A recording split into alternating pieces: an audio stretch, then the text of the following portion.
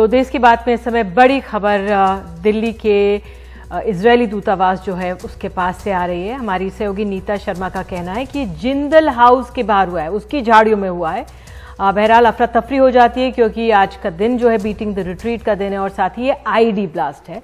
तो अपने आप में तमाम जो ये जानकारियां हैं ये चिंताजनक है, लेकिन इस पर नजर बनी हुई है। पुलिस बल वहां पर पहुंच चुका है। तो आपको बता दें कि एक हल्का धमाका दूतावास के करीब, जिंदल हाउस के करीब हुआ है।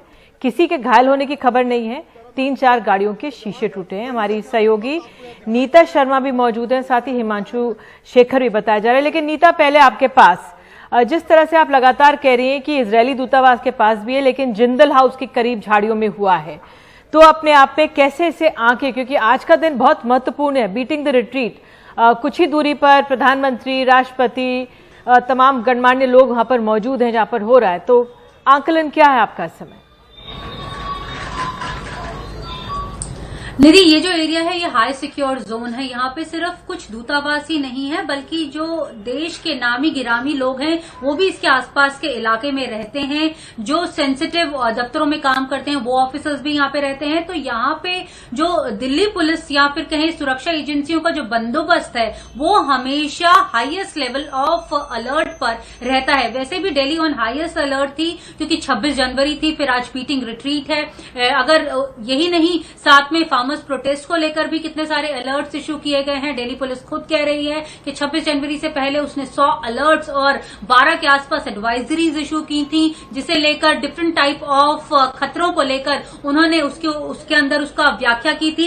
ये जो बताया जा रहा है निधि दिल्ली पुलिस द्वारा कि जो जिंदल हाउस है उसका एड्रेस है 5A, जबकि जो इजरायल एम्बेसी है उसका नंबर है 8 और साथ में ब्राजीलियन एम्बेसी भी है। ये 5A के पास एक कुछ झाड़ियां थी जिसमें एक प्लास्टिक बैग मिला, जिसमें ये आईईडी सस्पेक्ट किया जा रहा है, जिसके कारण ये ब्लास्ट हुआ है। इस ब्लास्ट के कारण 3 से 4 गाड़ियों के जो विंड स्क्रीन्स हैं वो भी जो है शैटर हो गई हैं। इस तरह की रिपोर्ट्स जो है वो दिल्ली पुलिस तक पहुंची हैं। मैंने 3 आला अधिकारियों से बात की, उन तीनों ने ये कंफर्म किया है कि इनिशियल रिपोर्ट्स ये इंडिकेट कर रही हैं कि आईईडी ब्लास्ट हो सकता है, लेकिन police officials act on the spot हैं। स्पेशल सेल की जो टीम है वो भी वहां पर पहुंच गई है। जो बॉम्ब डिस्पोजल स्क्वाड्स हैं वो भी वहां पर पहुंच गए हैं। ये जो पूरा एरिया है इसे अब नो एंट्री जोन डिक्लेयर कर दिया गया है। वहां से अब आवाजाही जो है वो फिलहाल बंद कर दी गई है। लेकिन इसकी इंपॉर्टेंस क्या है? इंपॉर्टेंस यही है कि आज के दिन ये हुआ है जब Delhi police highest level of alert पर थी। लेकिन दिल्ली पुलिस ऑफिशियल्स का ये भी कहना है कि पिछले कुछ दिनों से वो लॉ एंड ऑर्डर को लेकर ओवर स्ट्रेच्ड रहे हैं। पिछले 1 महीने से ज्यादा फार्मर्स प्रोटेस्ट को लेकर वो ओवर स्ट्रेच रहे हैं, जिसके मुतालिक उन्होंने जो है वो कई अलर्ट्स भी निकाले थे। लेकिन वो एक तरफ, अब उनकी सफाई एक तरफ है, लेकिन ये बात भी अहम है कि इतने सेंसिटिव एरिया में ये जो ब्लास्ट है वो हुआ है, उस दिन हुआ है जब Delhi police highest level of alert पर थी। निधि, आप बने रहिए, हमारे साथ हिमांशु शेखर मौजूद है। हिमांशु, आप वहां पर मौजूद हैं जहां पर ये ब्लास्ट हुआ है। किस तरह से स्थिति आप अपने आसपास देख रहे हैं? देखिए निधि, मैं एपीजे अब्दुल कलाम रोड पर हूं और मेरे पीछे करीब 100 मीटर पीछे जो सड़क है, ये आपको एक बस दिखाई दे रही होगी, वही जगह है जहां पर ये ब्लास्ट हुआ है। और इस पूरे सड़क को आप देख सकते हैं कि दिल्ली पुलिस ने सील कर दिया है। इस पूरी सड़क को सील कर दिया गया है और ये आमतौर पर बहुत हैवी ट्रैफिक होता है इस सड़क पर इस वक्त जब मैं आपसे बात कर रहा हूं। लेकिन अभी दिल्ली पुलिस ने इस पूरे इलाके को अपने कब्जे में कर लिया है और बहुत बड़े संख्या में सुरक्षा बलों को यहाँ पर तैनात किया गया है। इजरायली एम्बेसी एक बहुत ही हाई सिक्योरिटी इंस्टॉलेशन रहा है यहाँ पर। और आपको याद होगा कि फरवरी 2012 में एक इजरायली राजनयिक पर हमला हुआ था और जिसके बाद से सुरक्षा व्यवस्था यहाँ पर बढ़ाई गई थी। और इजरायली एम्बेसी के बाहर भी दिल्ली पुलिस के बहुत सारे जवान जो आउटर पेरिफेरी है उसमें तैनात रहते हैं। लेकिन इसके बावजूद ये घटना हुई है ऐसे वक्त पर जब 26 जनवरी से जुड़े जो विशेष कार्यक्रम हैं उनका आज आखिरी दिन है। और यहाँ से करीब 2 से 3 किलोमीटर दूर ही वो जगह है विजय चौक, जहाँ पर बीटिंग रिट्रीट का कार्यक्रम चल रहा था, जहाँ पर प्रधानमंत्री और दूसरे गणमान्य लोग थे। उसी वक्त करीब 5:05 पर दिल्ली पुलिस के अधिकारियों ने हमें बताया है कि एक लो इंटेंसिटी ब्लास्ट हुआ है एक झाड़ी में। अच्छी बात, फिलहाल राहत की बात यह है कि कोई घायल इस ब्लास्ट में नहीं हुआ है। कुछ गाड़ियां जो वहां पर रखी थी झाड़ी के बगल में, उनके शीशे टूटे हैं, लेकिन इसके बावजूद इस पूरे सड़क पर पूरी एहतियात बरती जा रही है और दिल्ली पुलिस के बड़े अधिकारी एक एक करके यहां पर पहुंच रहे हैं। और मेरे पीछे आप देख सकते हैं कि यहां पर कम से कम 50 दिल्ली पुलिस के जवानों को यहां पर तैनात किया गया है और सुरक्षा व्यवस्था काफी कड़ी की गई है। ये चूक कैसे हुई, निश्चित तौर पर यह एक बड़ा सवाल है, क्योंकि 26 जनवरी से जुड़े जो विशेष कार्यक्रम होते हैं उस दौरान पूरे सेंट्रल दिल्ली के इलाके में जो चौकसी है पुलिस की वो काफी बढ़ा दी जाती है, लेकिन इसके बावजूद ये घटना हुई है।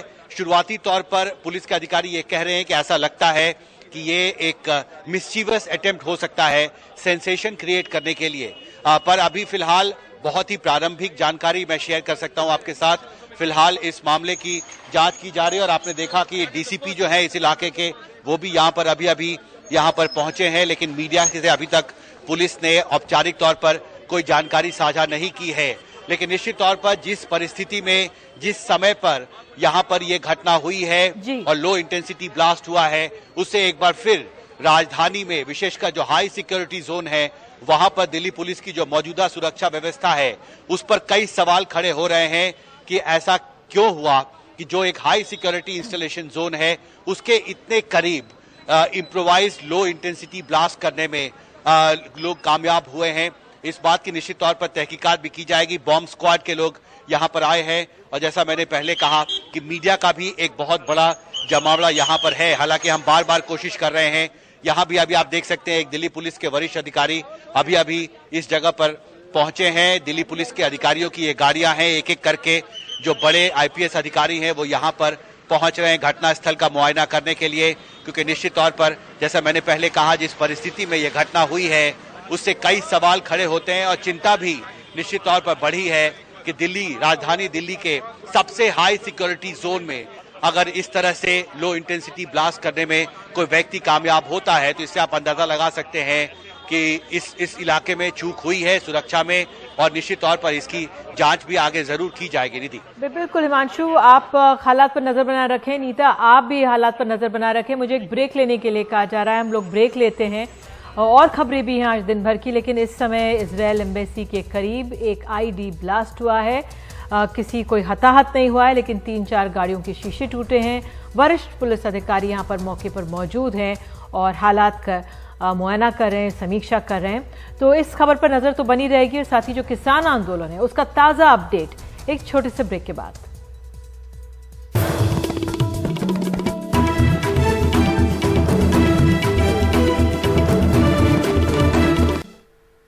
किसान आंदोलन का आज 65वां दिन है। सिंघू, गाजीपुर, टीकरी और आज मुजफ्फरनगर भी किसानों के विरोध प्रदर्शन के साथ नजर आया। मुजफ्फरनगर में आज भव्य महापंचायत हुई जिसमें हजारों की तादाद में लोग पहुंचे। किसान नेता राकेश टिकैत के भाई नरेश टिकैत ने इसका आह्वान किया था। वो ये कि कल रात गाजीपुर के हालात ने किसान आंदोलन को फिर से ताकत दे दी।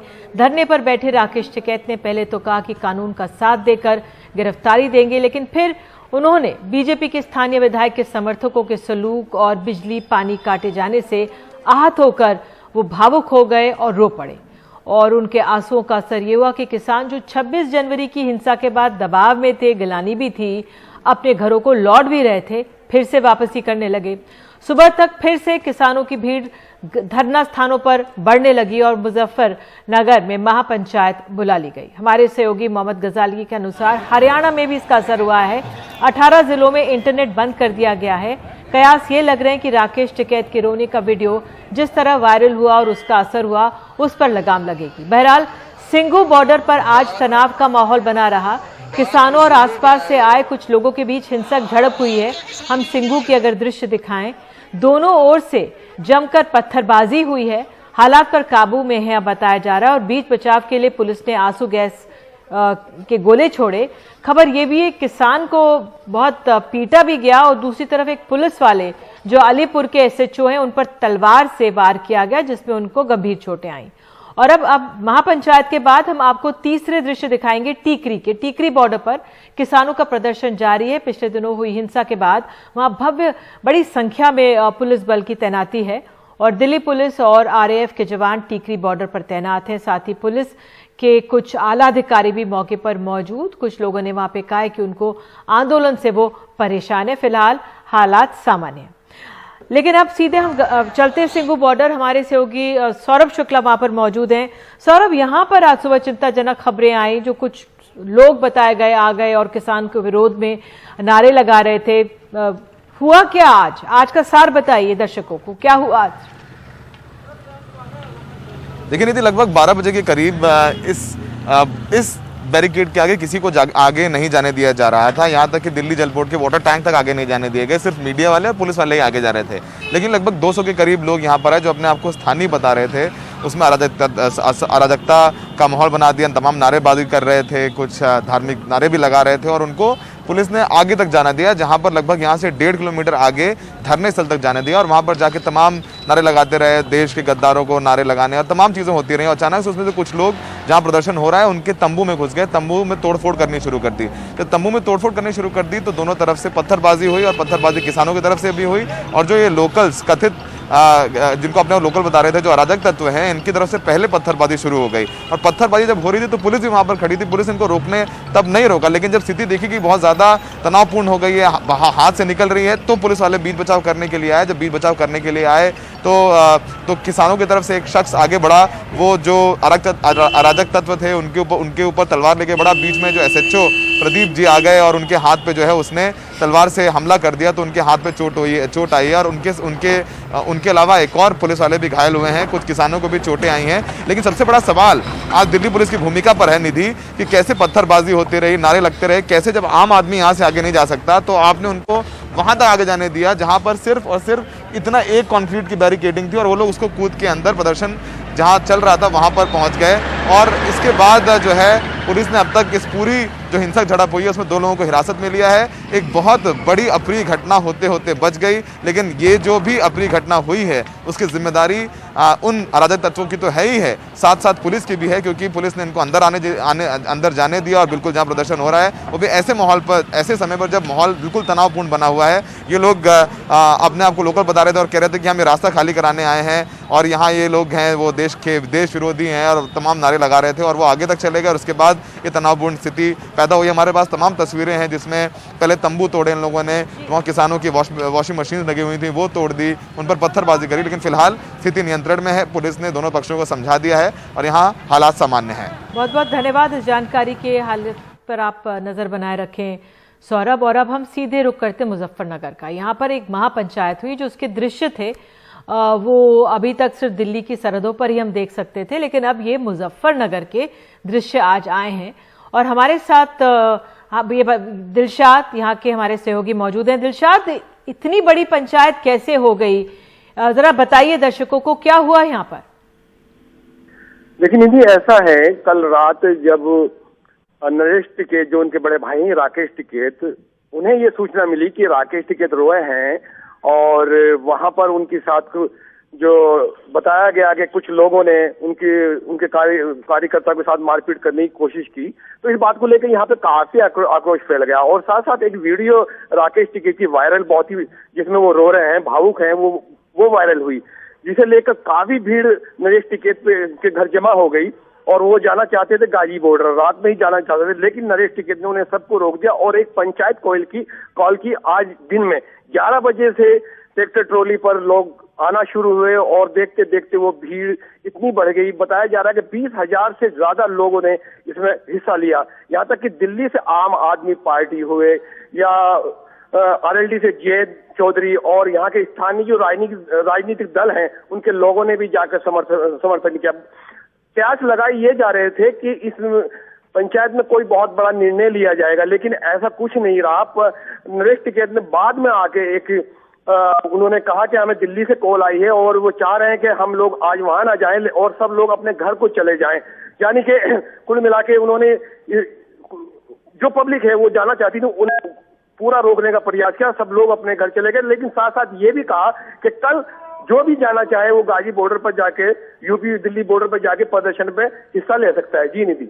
बिल्कुल दिलशाद, इस तमाम जानकारी के लिए धन्यवाद। तो बता रहे थे किस तरह से मुजफ्फरनगर में इतनी बड़ी महापंचायत हो गई और यहाँ पर फिलहाल ये संख्या बल का समर्थन जो किसान आंदोलन चल रहा है दिल्ली में उसको दिया गया। एक छोटा सा ब्रेक हम लोग ले रहे हैं और ब्रेक के बाद फिर हम आपको जो दिल्ली की तमाम सरहदें हैं जहाँ पर आंदोलन चल रहा है, पुलिस का क्या कहना है बताएंगे। बने रहिए एनडीटीवी इंडिया के साथ।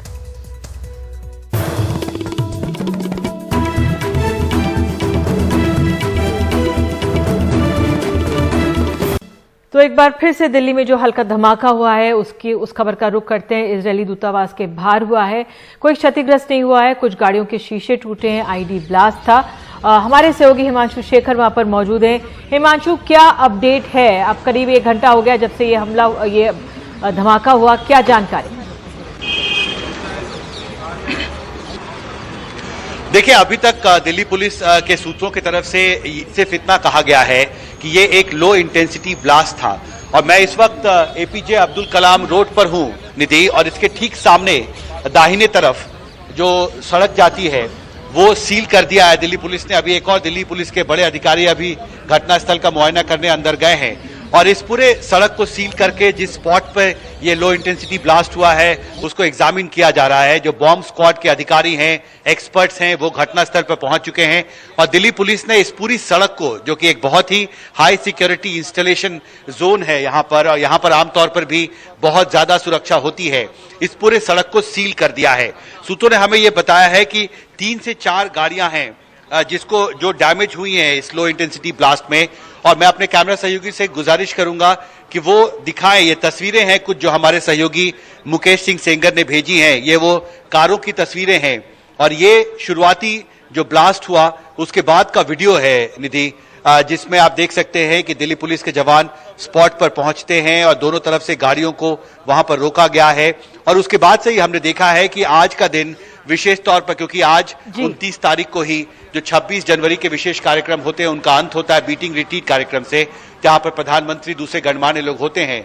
लेकिन एक हाई सिक्योरिटी जोन में इस समय पर, जब आमतौर पर साल में सबसे ज्यादा सुरक्षा होती है, इस तरह का घटना का होना निश्चित तौर पर कई सवाल खड़े कर रहा है। बिल्कुल, और जिस तरह से नीता भी बता रही थी कि पुलिस बहुत दबाव में भी है क्योंकि बहुत ज्यादा प्रेशर उसके ऊपर महसूस वो कर रही है। बहरहाल एक छोटा सा हम लोग ब्रेक लेंगे, लेकिन राहत बड़ी खबर ये है, कहा जा रहा है कि यहाँ पे कोई हताहत नहीं हुआ है। तो अब हम एक बार फिर से जो हम लगातार आपको किसान आंदोलन से जुड़ी हुई खबरें दिखा रहे हैं। कुछ देर पहले हमने आपको दिखाया किस तरह से मुजफ्फरनगर में महापंचायत हुई, उससे पहले हमने दिखाया गाजीपुर में, हमने आपको बताया किस तरह से सिंघू में थे, और अब गाजीपुर से हमारे सहयोगी शरद शर्मा ने लोगों से बातचीत की, क्योंकि कल रात जो यहाँ पे घटना हुई उससे पूरा आंदोलन जो है किसान आंदोलन वो बदल गया है। आइए सुनते हैं बातचीत। मैं गाजीपुर बॉर्डर पर हूँ। गाजीपुर बॉर्डर पर एक शाम थी गुरुवार 28 जनवरी की और एक शाम है शुक्रवार 29 जनवरी की। दोनों में बहुत अंतर आ गया है। ये देखिए ज़रा, मैं अपने कैमरा पर्सन प्रेम सिंह को कहूँगा कि वो दिखाएं कि जो गुरुवार की शाम थी वो बहुत भारी थी यहाँ किसानों के लिए, क्योंकि यहाँ पर लगभग आंदोलन दम तोड़ता हुआ नज़र आ रहा था। और अब शुक्रवार की जो शाम है उससे यहाँ पर आंदोलन में फिर से रौनक नजर आ रही है और ऐसा लगता है कि वापस फिर से जो गाड़ी पटरी से उतरती हुई दिखाई दे रही थी वापस पटरी पर आ रही है। यहाँ पे किसान हैं, बड़ी संख्या में आज यहाँ पर आ गए हैं। थोड़ा इनसे बात करते हैं, समझते हैं कि अभी ये क्या सोच रहे हैं। एक तो अपना नाम बताइए, कहाँ से आए हैं और अभी आपको कहाँ ये आंदोलन जाता हुआ लग रहा है? मेरा नाम मोहित चौधरी है, मैं गांव नूरपुर जनपद गाजियाबाद से ही हूँ। अच्छा। और रही बात आंदोलन की, तो आंदोलन तो 3 काले कानून वापस होंगे तभी आंदोलन खत्म होगा। हाँ। और उसके साथ साथ हमारी एक और मांग है गन्ने को लेकर। हाँ। गन्ना मिल को चले तकरीबन 3.5 महीने हो गए हैं। हाँ। और अभी तक हमें जो गन्ने की पर्ची मिलती है उस पर कोई रेट नहीं है। आप एक बात बताइए, किसान को छोड़कर आप भी एक कहीं जॉब करते हैं, अगर आपको कोई यही ना बोले कि आपको कितनी तनख्वाह मिलेगी, कंटिन्यू जॉब आप कब तक करेंगे? हाँ। ऐसे ही किसान है, तो अंदाजा लगाया जा रहा है कि जब ये आंदोलन खत्म हो जाएगा सरकार उसके बाद रेट डालेगी। जैसे गन्ने का आज का रेट 325 है। हाँ। सरकार जो हमें 40 रुपए एक्स्ट्रा मिलते हैं केंद्र सरकार की तरफ से, उसे खत्म कर 285 रुपए गन्ने का रेट डालेगी। अच्छा, कम करना चाह रही है। हाँ, ये सब बीजेपी का प्रोपेगेंडा है। मुझे बताइए कि क्या आपको लगता है कि सरकार किसानों के नेताओं ने एक कोई चूक कर दी? सरकार कह रही थी कि हम 1.5 साल के लिए कानून को टालने को तैयार हैं, अगर वहीं बात कर लेते या 1.5 की जगह 3 साल के लिए सरकार से बात कर लेते तो शायद बात बन जाती और आज सब अपने खेतों में होते। ठंड में यहाँ बैठना पड़ रहा है और एक समय ये आ गया था कि आंदोलन खत्म होने की बात लग रही थी यहाँ पर। सर ऐसा है, ये अब 60 दिन से धरना चल रहा हमारा। जब ये से 60 दिन चलते हुए अब हो गए तो 1.5 साल बाद फिर देना पड़ता हमें तो धरना। तो हम ऐसा काम क्यों करें जो चीज हमारे फायदे की है ही नहीं। तो उसके लिए हम 1.5 साल का इंतजार क्यों करें? क्यों दे रही है सरकार हमें 1.5 साल का? इसे अभी खत्म कर देना। रही दूसरी बात, भैया ने जो अभी पेमेंट की बात करी है, एक कानून है कि जो चीनी बिकती है फैक्ट्री की, उसमें 85% जो पैसा आता है वो किसानों के पेमेंट में जाता है और 15% पैसा वो उनकी सैलरी के लिए उसी किसी और के लिए जाता है। ठीक है जी। उसमें क्या है कि आप अभी तक हमारा पिछले साल का काफी पैसा रुका हुआ किसानों का, और पिछली साल की सारी चीनी बिक चुकी जी। नहीं, इस साल जो नवंबर में फैक्ट्री चली थी उसका जो चीनी बननी शुरू हुई है इस साल की भी उन्होंने बेचनी शुरू कर दी, लेकिन हमारा पिछले साल तक का पेमेंट ही नहीं, कोई हमारी तो कहने वाला है ही नहीं इस गवर्नमेंट में। अच्छा, वो ये तो खैर चुनावी वादा के बात मैं आपको बता दूं कि राकेश टिकैत जी के बारे में आपने कहा कि शाम कल यहाँ ऐसी स्थिति हो गई थी। किसान को भगवान का रूप दिया गया है। ये आज भगवान का ही एक ऐसा जन सैलाब है, भगवान की बनाई हुई सारी चीज है इस धरती पे। कोई अपने आप को इतना बड़ा सूरमा मानने के मैं यहाँ का सब कुछ हो गया, ऐसा नहीं है। आज उसी की मेहरबानी है। आप ये देखो वहां से लगा के वहां तक कितना बड़ा जन सैलाब। और यही नहीं, सिसोली में जो रात पंचायत हुई थी 15 मिनट वे आंसू जमीन पे पड़ने के 15 मिनट के अंदर अंदर इतना बड़ा रोष पूरे पश्चिमी उत्तर और हिंदुस्तान के किसान में था कि उसी टाइम किसान निकल के चल दिया था। आप कह रहे 1.5 साल उन्होंने कर दिया, 1.5 साल कर दिया, एमएसपी पे वो अब तक नहीं आई। 10 बार की वार्ता होगी। जब हमने 40 नेताओं से पूछा क्या बात होती है वहाँ, उन्होंने बताया कंवरपाल जी हम एमएसपी पे बात कहते हैं उनको और वो संशोधन 3 कानून पे कहते हैं, इसलिए बिगड़ा। एक बार फिर से मैं दिखा दूं कि कल रात को भी हम लोग यहीं थे और कल रात की जो तस्वीर थी वो बिल्कुल ऐसी थी कि बस अब कुछ लोग ही यहाँ रह गए हैं, कुछ किसान यहाँ रह गए हैं और सब सिमट कर अब यहाँ से खत्म होने वाला है। लेकिन अब जो यहाँ की तस्वीर है वो वापस जो ये कहा जाए 23-24 जनवरी के आसपास 26 जनवरी परेड की जो तैयारी चल रही थी, जबरदस्त माहौल था, उत्साह था, लगभग वैसी ही तस्वीर एक बार फिर से यहाँ पर बन गई है। गाजीपुर बॉर्डर से अपने सहयोगी कैमरा पर्सन प्रेम सिंह के साथ में शरद शर्मा, एनडीटीवी मीडिया। शरद ने आपको आज के गाजीपुर के हालात बताए, लेकिन कल रात वहां पर किस तरह से हालात घटनाक्रम बदला है, देखिए रिपोर्ट।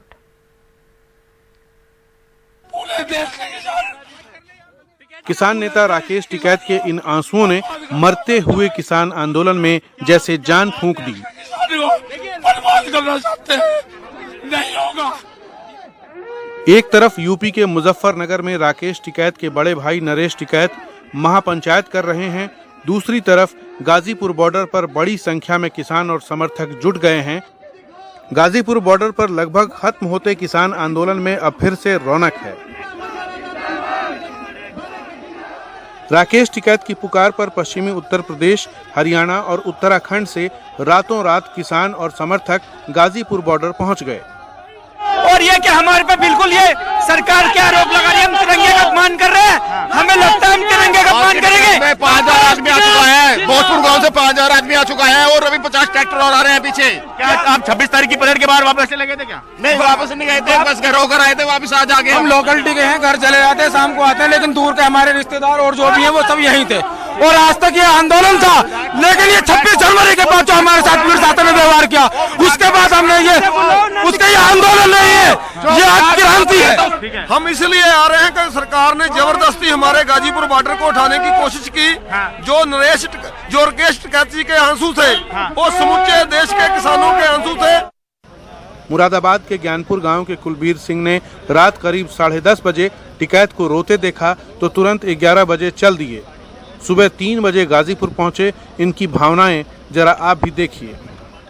स्थिति ये थी जब मैं घर से चला था, जैसे हमारे बाप को किसी ने बाल पकड़ के उठा लिया हो, तो ये हम पचा नहीं पाए। अब उनकी औलाद है, घूम फिर करके यहाँ आ गए। समर्थन देने के लिए आम लोग ही और किसान ही नहीं बल्कि नेता भी आए। दिल्ली के उप मुख्यमंत्री मनीष सिसोदिया और राष्ट्रीय लोक दल नेता जयंत चौधरी समर्थन देने पहुंचे, हालांकि दोनों ही मंच से नीचे रहे। समर्थन पूरा है और ये बहुत दुर्भाग्यपूर्ण है कि जो किसान देश को रोटी देता रहा है, उस किसान को गद्दार कहा जा रहा है, उस किसान को गाली दी जा रही है, उस किसान को हिंसक कहा जा रहा है। जो पहली बार देश के इतिहास में ऐसा हुआ है कि जो सबसे बहादुर कौम है, जो सबसे कट्टर देशभक्त कौम रही है, सरदारों की कौम, उसको गद्दार कहा गया है। कि आप किसी भी आंदोलन को दबा नहीं सकते, कुचल नहीं सकते। अभिव्यक्ति की आज़ादी इनकी है, ये इनका हक है, अधिकार है। इतने दिनों से यहाँ बैठे हैं और आगे भी अगर इनकी बैठने की इच्छा है, वो चाहते हैं, सरकार से कुछ मांगे इनकी है, वो देश हित में है, सरकार को इनकी सुनवाई करनी चाहिए।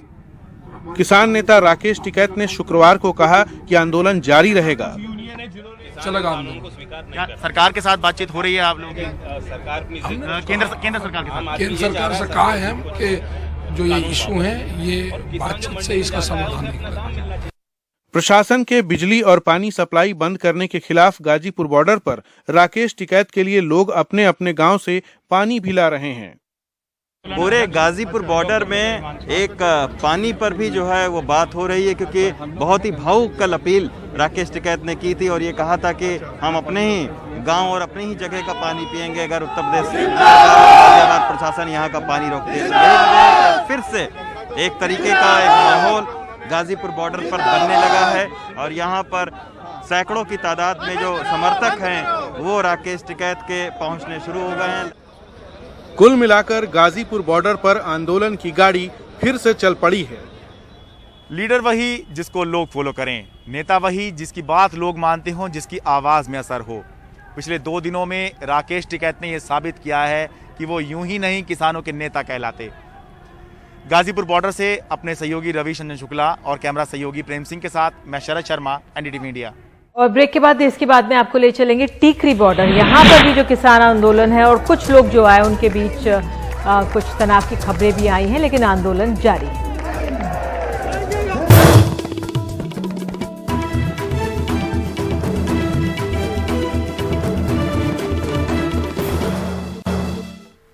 देश के बाद में अब टीकरी बॉर्डर पर किसानों के खिलाफ नारेबाजी आज हुई है और स्थानीय होने का दावा करते कई लोग तिरंगे और तख्तियां लिए हुए जमा होकर घंटे भर नारे लगाते रहे। उधर आंदोलन कर रही महिलाएं बहुत सी दिक्कतों के बावजूद डटी रहीं।